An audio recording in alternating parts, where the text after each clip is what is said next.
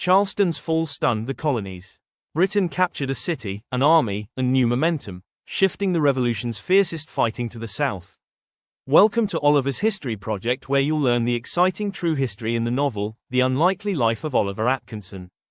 In 1780, Charleston stood as America's greatest southern port, and Britain's most valuable prize in the Revolutionary War.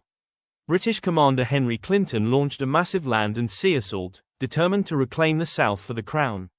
Inside the city, General Benjamin Lincoln prepared a desperate defense with Continental troops and local militia.